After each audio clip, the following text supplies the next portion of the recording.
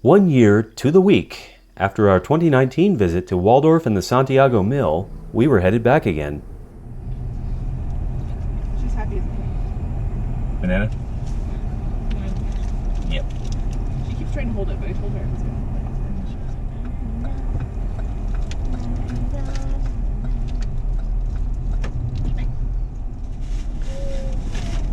The trash bag.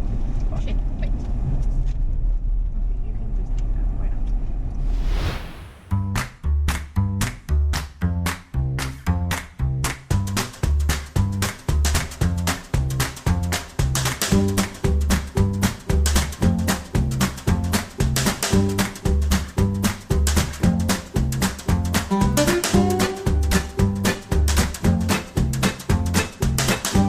Access to the Leavenworth Creek Road is obtained by first taking the Guanella Pass Scenic Byway from the south side of Georgetown.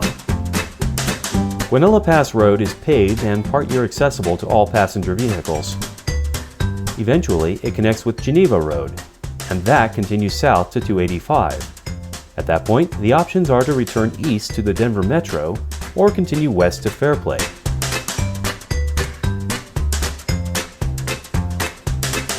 Long before that, however, the road makes a pair of U-turns over an old waste rock pile.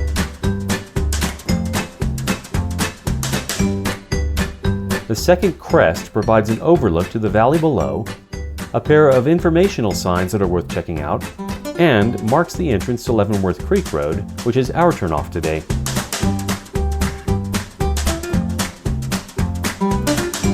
The first sign describes the Georgetown area's rich silver mining legacy and notes the presence of the nearby Marshall Tunnel, an early Colorado silver mine that accessed several rich veins and which was also responsible for the waste rock pile on which we are now parked.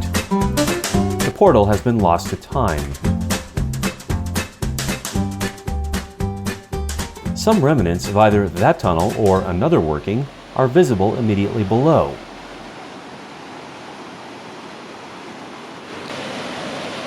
Leavenworth Creek goes underground about 250 feet west and then re-emerges from this old dig.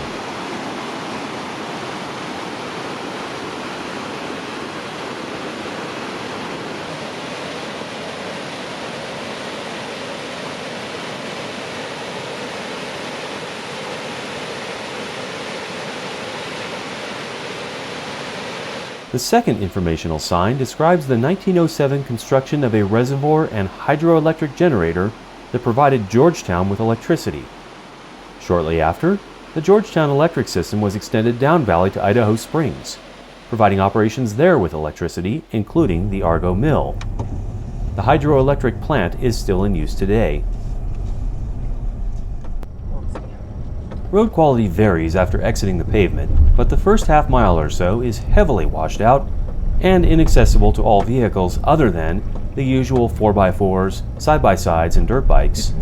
It should not be used by any other types of vehicles.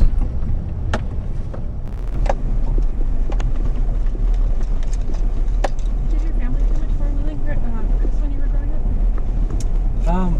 Mainly to get to places. My dad used to do a ton when he was fresh out of college. It seemed to kind of taper off. When I was little, really little, we did a lot. And it's kind of, my dad had some major back problems.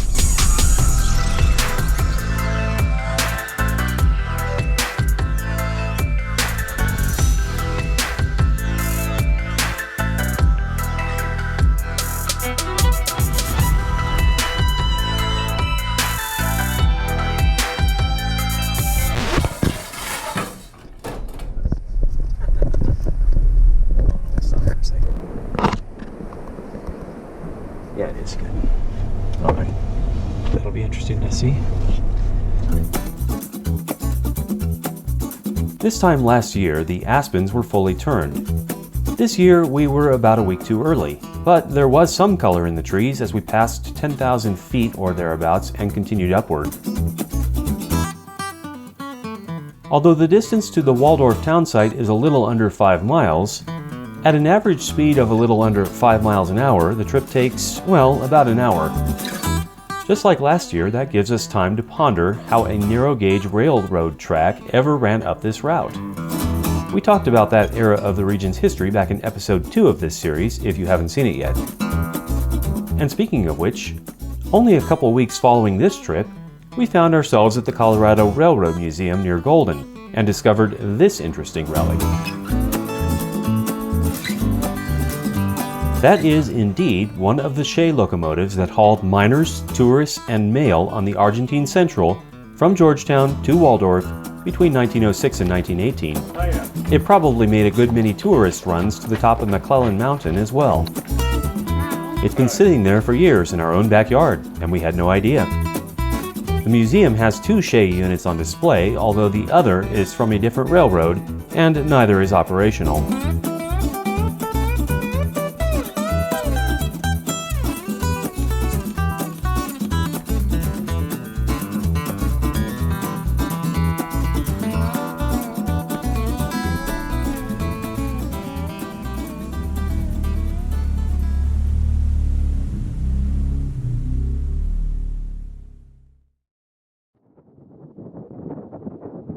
We've now reached the former Waldorf town site.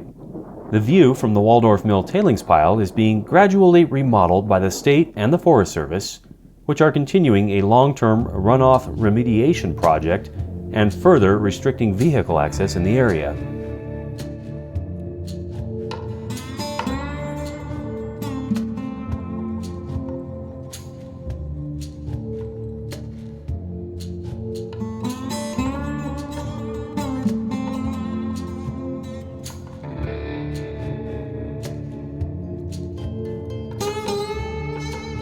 Wildlife becomes sparse above 10,000 feet, so aside from a couple chipmunks, it was an unusual treat to not only see a yellow-bellied marmot rooting through the ruins of the Waldorf tailings pile, but to also be allowed within about 6 feet for close-up photos.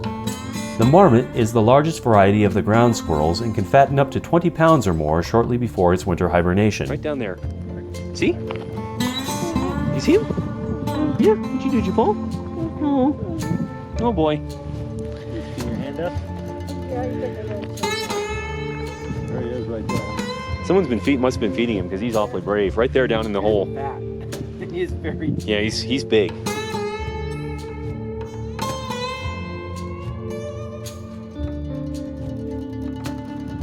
Oh, yeah, those tailings are slick. Right there, see?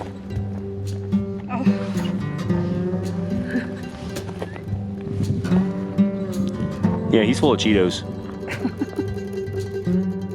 Our favorite 3-piston water pump remains in roughly the same condition as last year, still spinning freely. It's nice that some things up here don't change.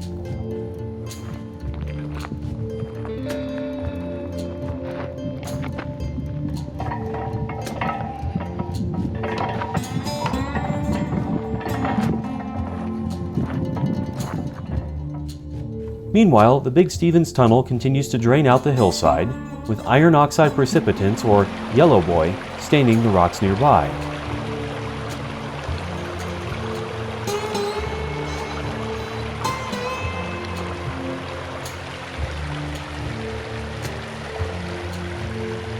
Near the drainage exit, a friend started digging through scrap and turned up a chunk of drill steel.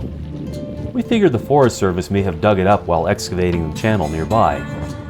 We left it behind, but unfortunately, artifacts like these rarely last long in popular tourist destinations. It's probably sitting on someone's front porch already. In the culvert, because the old stream bed used to go right over the mine tailings. Yeah, already by last year, in fact, they've done a huge mitigation project up at the mill that we're going to try and see. They completely mitigated the tailings pile, scraped all the surface off, and then buried it in a neutral rock. Are we clear over there? No one coming? That's correct. You're clear. There's someone coming ahead of you, though. Oh, yeah, I'll let them go. Once lunch was had and our curiosity was sated, it was time to continue to the Santiago. You want to turn your GoPro back? We didn't get very far, though, before another vehicle flagged us down with a hazard warning. No, He mommy. spent some money on that. Yep. Oh, look at you. Hey, just so you know, are you trying to go up to the summit? No, Argentine's that way. We're going to the mill. Trying to go up McClellan? No, we're just going to the mill. Okay. Is it closed? Up here, my car was flipped over. They got it flipped back. But Oh, wow. if you make it like up that pass, it's really tight and it's going to be hard for you to turn back. So Good to just know. give you a heads up. Yeah. Vehicle damage is an ever-present hazard of exploring on poorly maintained Forest Service and BLM roads, which is why it's a good idea not to go into the backcountry with less than 2 vehicles. A little pro tip: if you don't have a spotter walking outside, take time to stop and evaluate potentially large obstacles before bulldozing ahead. It's tricky to patch an oil pan or call a flatbed wrecker at 12,000 feet. He says halfway through, he's like, I crawled under to put the transfer case back in gear and locked it in there to pound it in, and then, by the way I was back, I only had 2 gears left, and yeah, there he is. Oh, yeah.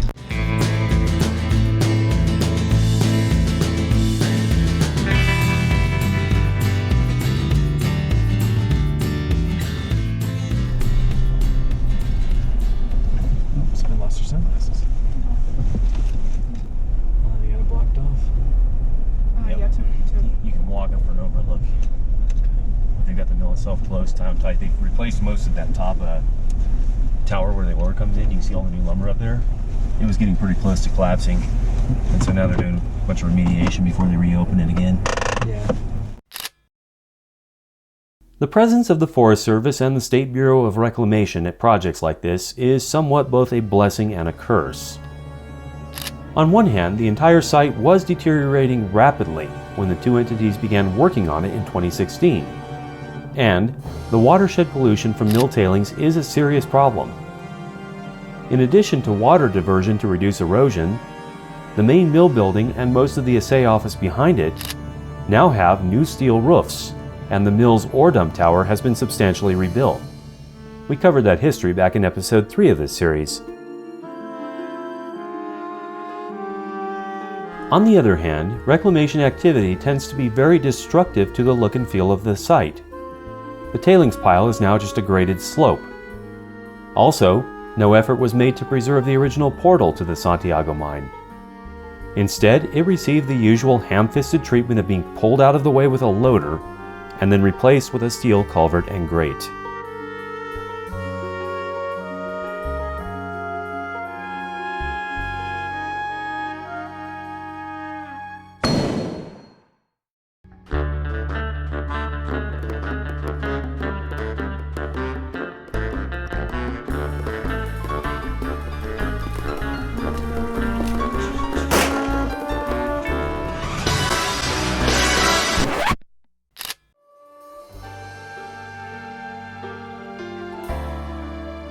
At this point, what's done is done. In theory, the mill will eventually be reopened as a museum in situ, but with coronavirus disruptions this year and probably much of 2021 as well, it's anyone's guess when that will actually happen.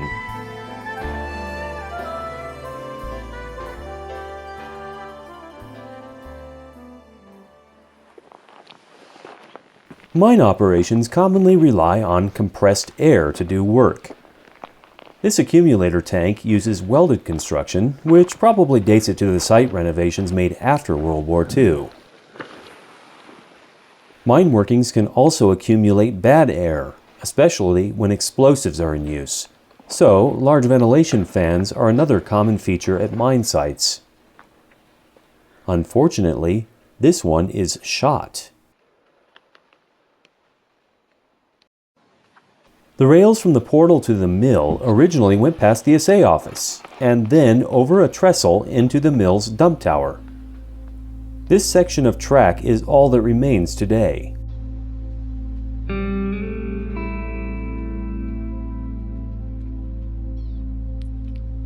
The assaying office tested small batches of ore to determine their mineral composition,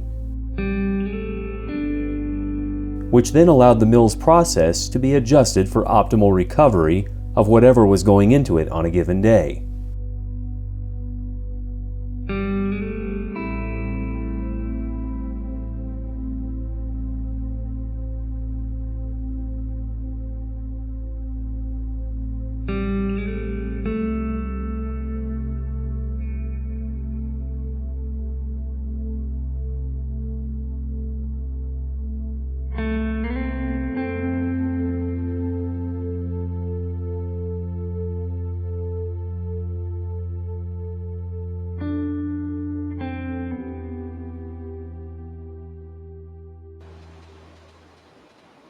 The barrel-staved water tank was added in 1948.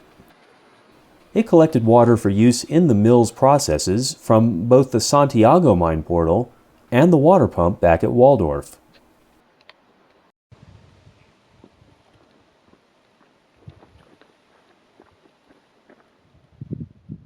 This here is the back side of the mill's ore bin, and the dump tower is located above.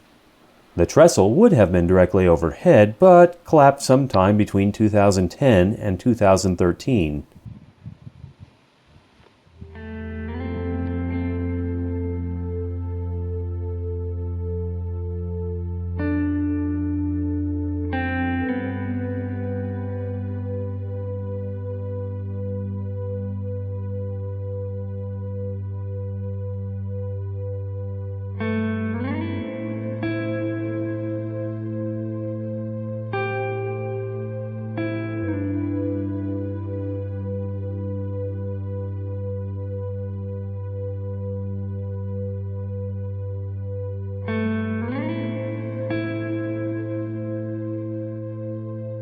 With the mill building closed to any indoor exploration, we next turned our attention to the tailing piles farther uphill on McClellan Mountain.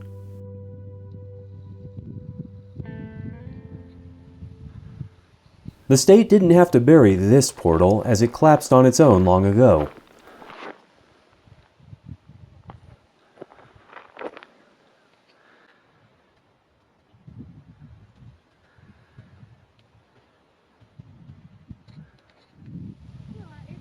There were still some interesting artifacts nearby, and evidence of state-installed drainage control measures.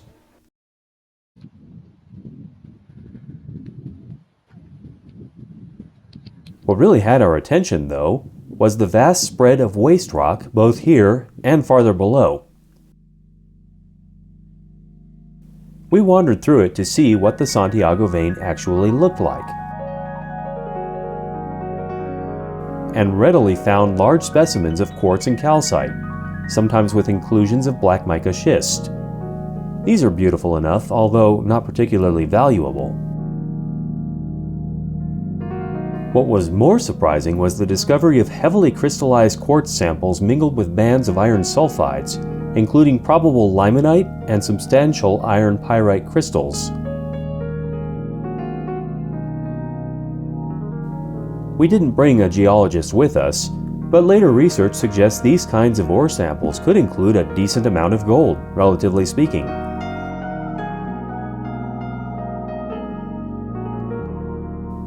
If this is what ended up in the waste rock, the material that actually made it to the crusher downhill must have been truly stunning.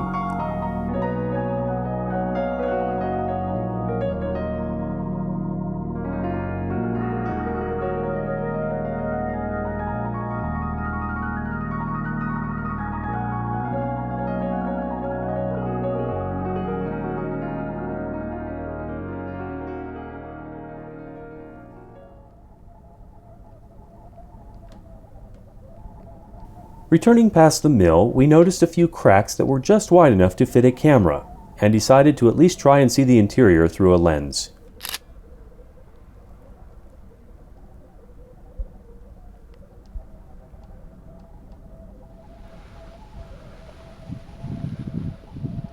In regards to our ongoing model building exercise, that was our best decision all day.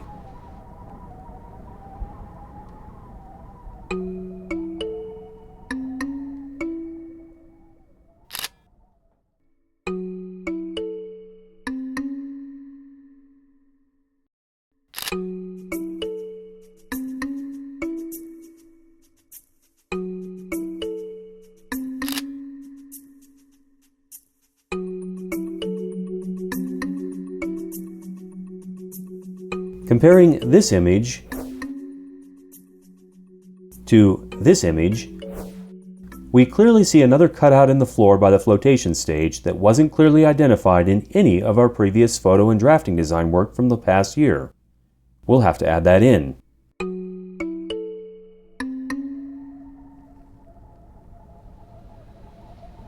We took a final look at the old ore bin and tram wreckage and noticed major pieces of the return bull wheel lying nearby. Typically, both bull wheels were constructed this way, and the cable would be pulled into the spring teeth by its own weight and tension.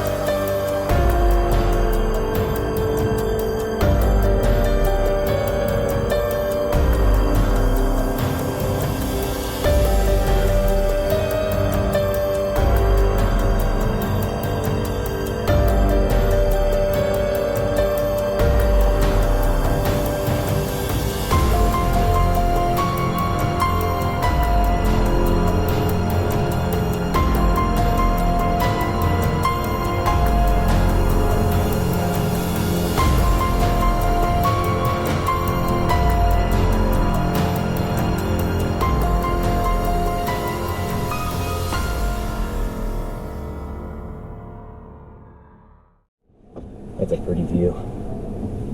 Look at the GoPro scene. That's quite angle, isn't it? Mm-hmm. All right.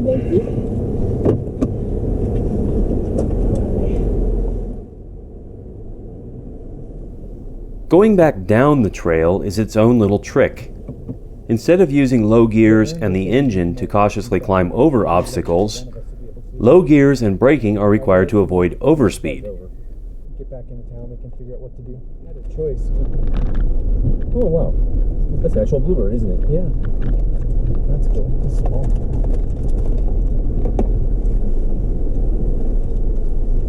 That's an actual bluebird that just flew up on the line. Can you hear me now better?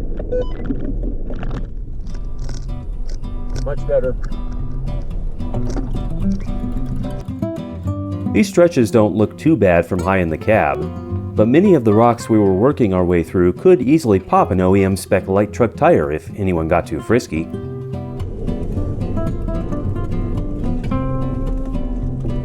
Okay, this is the worst of it was this stuff right here, so after this I'll be feeling a little better.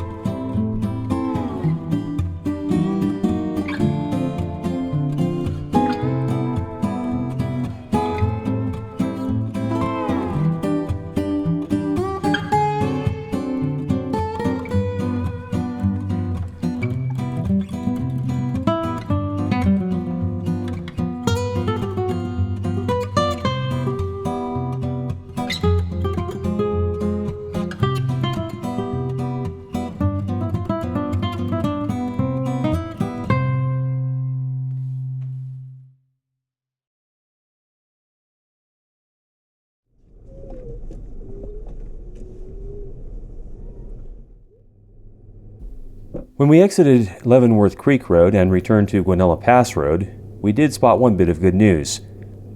The rescue party for the rolled vehicle was packing up for the day, having completed their job. Yeah.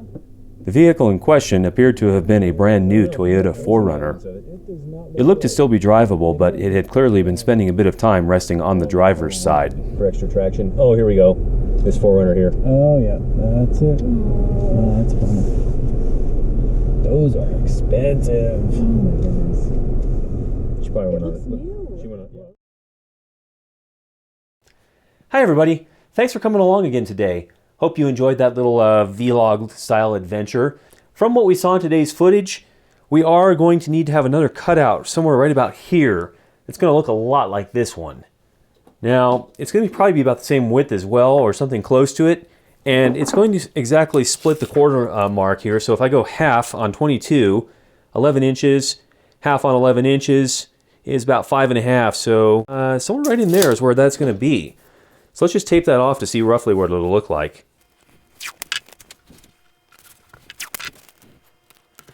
Something just about like that. So there's going to have to be another cutout manufacturer that looks a lot like that one. Now the only thing I might run into is, let's see, 4.5, 4.5. Well, I guess not. There is a support member under here, but I think we will just clear it. So it's going to be a little bit tricky, but worst case, if I get any interference, I might just have to build around that support member under there. I don't know what this was originally used for, but keep in mind that the mill foundation was poured in the mid-30s when the mill started, and then the mill operation was renovated and reorganized again after World War II. So it's possible that this was just used for storage or something after that, because there's no equipment currently in the mill that suggests a flow path through there. So yeah, I'm gonna have to cut into some finished work, but it is what it is, and thankfully this was discovered before I started doing all of the timber framing, so I don't have to try and work inside of it. Thanks for joining us. See you next time.